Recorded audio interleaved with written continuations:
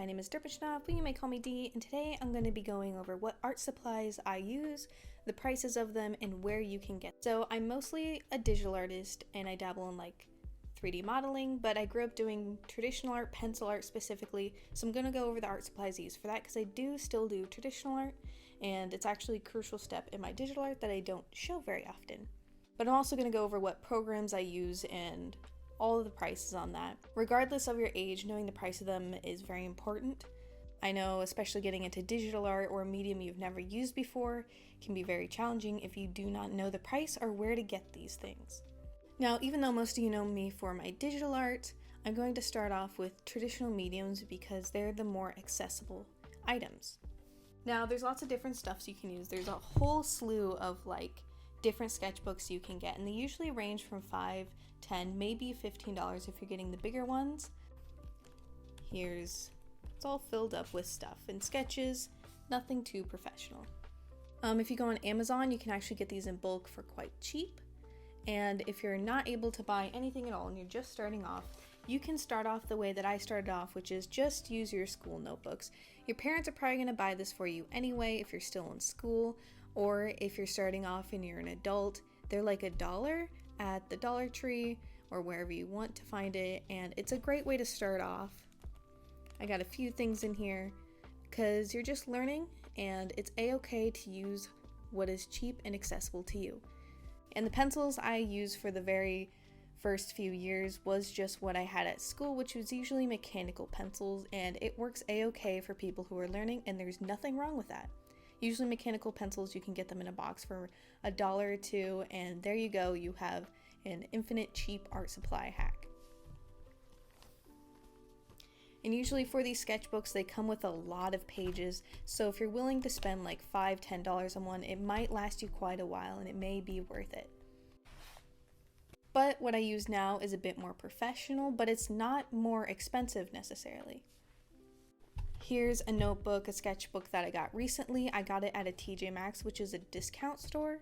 So they buy items from stores that couldn't sell their stock, and they sell it for a cheaper price. I got this for $3. I believe it has 80 pages, and it's hardcover. It even comes with like a string elastic to keep it shut, and it has a pencil holder, which is an absolute steal. So look at discount stores, maybe even thrift stores, and find yourself some cheap notebooks and sketchbooks to use. Now for this one, I'm gonna be honest, it was wrapped in plastic all the way around when I found it, and I did rip it open a little bit to test the paper before I bought it, even though it was cheap. I've only tested it like once. I haven't drawn anything in it quite yet, but it has a very rough feeling texture to it. And if you're looking for notebooks and you don't know what to look out for, look for something that's soft, almost fabric-like maybe, rough, and it has a texture to it. If you're feeling it and it feels almost like plastic and it's very smooth, it's going to be harder to erase, and it's just not good quality. I hate notebooks like that because even some of the more expensive brands have that like super smooth, like almost plastic feeling to it. I just don't recommend it, and I don't like those notebooks. So as long as it has this rough texture, regardless of the price, it's probably going to be a decent quality. Now for pencils, I use these. So it comes in a pack of 6. And pencils like these last forever. You can sharpen them. I've had these for like a year or two, and I've only used a 1/4 inch maybe of them. So as long as you have a pencil sharpener, which you probably have around your house, these are a great go-to. I believe these are about $8, and it comes with 6. So this is the lightest one. You would use this for sketching, and this is what you would use for your absolute darkest line work. And if you're doing shading, the absolute darkest black, so like the pupils of the eyes. I really enjoy these. They're a great quality, and I highly recommend these. But whenever it comes to traditional art and supplies, I have to mention where I always got my supplies growing up, because I was a very, very poor child. My mother would not go out and just buy me notebooks. That's not a thing. We couldn't just ask her for things. So if I ran out of notebooks, I ran out of notebooks, and that was my problem.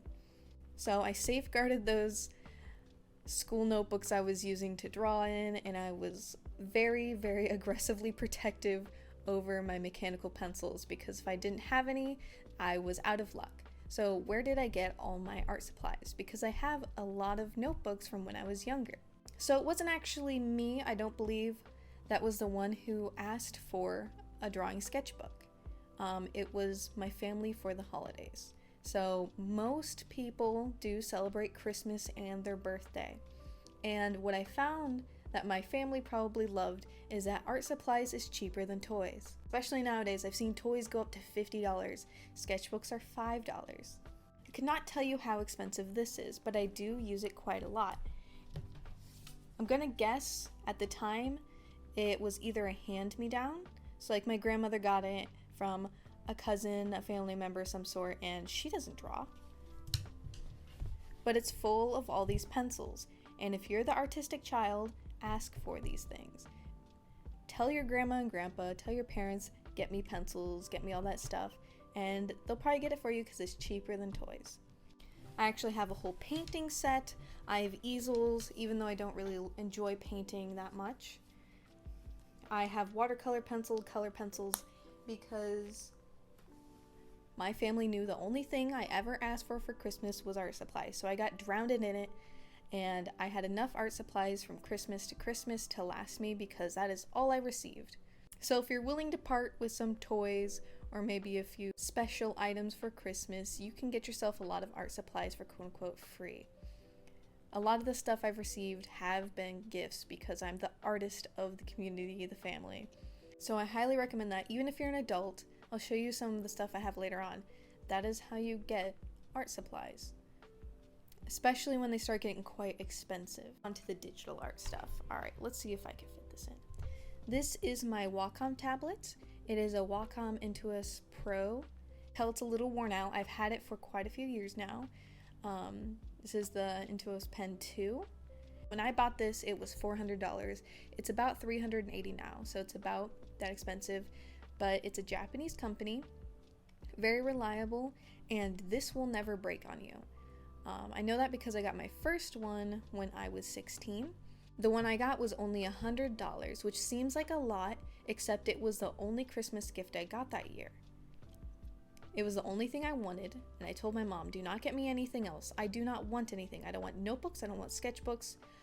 I don't even want the fanciest like bedroom decor you can find me. I don't want dresses. I want this Wacom tablet for $100, and that's what I got, and it lasted me forever. This is simply the more expensive version of that tablet that I received. The pen is touch sensitive, so you can get some pressure sensitivity when you're making your line work and your drawing. A lot of control. It does have touch tap controls. I don't use them, but a lot of people do. I mostly use the buttons on here. So it has two buttons. I use them to zoom in and out of the drawing.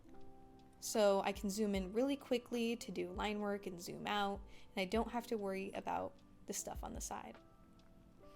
And then I have my save button, I have like my undo button, I have the merging layers button, and then there's a whole lot more that I don't use but you could find a use for. And then I couldn't get this to work, but it's super handy if you have a program that does work with it, because you can go like this and zoom in and out, and it's very precise and it's great. It does plug into a computer, it has a USB thing, and this one specifically is wireless, so Bluetooth connects to the device that you're using. But if you're looking for something on the cheaper side, they do have cheaper, smaller versions of this. This is, I believe, a medium or a large.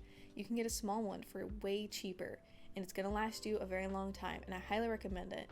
This is what a lot of professionals use, is tablets like these. It's a little dirty at the moment, but with a Q-tip you can clean it. The only maintenance you'll probably need to do on it is you need to replace these nibs as they get worn down. Again, I always ask my mother-in-law to buy me these nibs. She doesn't know what they're for, but she buys them for me anyway because she knows it makes me happy. I get a pack of 10 about once or twice a year. If I need another refill, I'll ask for my birthday. They're only $10 and you get 10 nibs. So it's really easy maintenance, $10-$20 a year, and you could probably get it for your holidays. So this is what I use for my speed paints and all that. I hook it up to a computer and I use the programs on there. So let's discuss what programs I use. I used to use Clip Studio Paint. Now, it's not a bad program at all. In fact, if you're willing to pay the money, it's pretty good. But I stopped using Clip Studio Paint, even though I had a free license for it. When my boyfriend bought his Wacom tablet, he got a license for free. So he gets infinite Clip Studio Paint forever for free using a code. And so I was using that. I really enjoyed it, but I switched over to Krita. Even though I had that for free and I liked it, I switched over to Krita. It just fit my style way better personally. In fact, their layout and everything is almost identical. And Krita is free. It's 100% free. You can download it on your computer or laptop, and it works with the pressure sensitivity on the Wacom tablet, so I highly recommend it. Some other programs I've tried to use is Fire Alpaca. I didn't use it for very long. I just found it a little confusing to navigate, but I have seen people highly recommend that. I've used GIMP. That was the very first program I ever used. It's free as well. Don't use that. It's just not high enough quality for really big pieces and nice pieces. It's a bit pixelated. I never got the pressure sensitivity to work with it. So if I was to say anything, I recommend Krita. Really easy to use. The last thing I have with this, and I completely forgot to mention because I got this recently, is Wacom brand makes a glove, which I should wear more often because I have very greasy hands, and it makes my devices very dirty and gross all the time. So this allows you to do this and just glides across, and you don't get all that oil and grease and gunk on your hands onto your devices. And it's only $10. You can get off the website or Amazon. It's super soft. I have very small hands, so I was surprised it fit, but it's very stretchy, so it'll probably fit larger hands as well. And I've seen people actually use this with traditional art as well because it keeps the charcoal and the graphite from getting onto your hand, and it doesn't smudge it as much, and you don't get the oils of your hands onto your paper, which can make erasing or using graphite difficult when you get oils mixed in with the paper. That is everything for my Wacom. So the last thing we're going to look at is my newest addition to my art supplies collection, which is my iPad. I believe it cost about $500-600 around there, but it did come with an Apple Pen, which does have pressure sensitivity. I've been really enjoying it. I recommend getting a case because I was terrified of this thing until I got a case because it is made like completely of glass. But the case was only $15 off Amazon, so it was really easy to get and it fit real nice and everything. So it has touch unlock, which is really nice, and it comes with an Apple Pen. It does have pressure sensitivity just like the Wacom tablet, but you do also have to replace the nibs. I found like packs of 4 for about $10 off of Amazon, so that's not too bad. I use Procreate on this. I haven't tried anything else. Procreate works just fine for me, but it is $10. But after you spend those $10, it is a one-time purchase, so you don't have to worry about having to renew it. So I do enjoy doing some sketches on here. It's a weird mix between digital and traditional art almost because it feels like a notebook in your hand, but it has all the qualities of like zooming in and flipping the canvas. This is quite expensive. So if you're going to get a tablet for a different purpose and then use art as well, that is great. That is the way to go. I got this just for art. The only thing I use this tablet for is drawing, which is kind of a waste, I know. But I did get it as a gift. Again, I got it for my birthday. There are two things I like the tablet for better than the Wacom, because Wacom is hands down my favorite thing to use. I find it easier to pick colors on here, and sometimes sketching is easier in here. But with shading, lighting, line work, I 100% choose the Wacom every time. I can also record speed paints on there. I cannot record speed paints on this. But the thing that I can do on here that I'm just not comfortable doing on the Wacom is making stickers like this. I can make a lot of straight lines. There are tools in there that do a lot of stability for me, so I can make wavy lines like this a little better. So when it comes to making objects or cute little stickers, I prefer this more than the Wacom. But if I'm doing full-blown pieces, I'm going to start with the sketch on here or traditionally and then move to the Wacom. So depending on what style you're going for and whatever you want to do, this may be a good option. But there's a lot of tools on here that I really enjoy. The layering system is easy to use. They have a lot of brushes. I use this one, 6B pencil. You have drawing, which has different like traditional art textures on it. I like to use the studio pen, and I like how this is the easiest one to flip the canvas.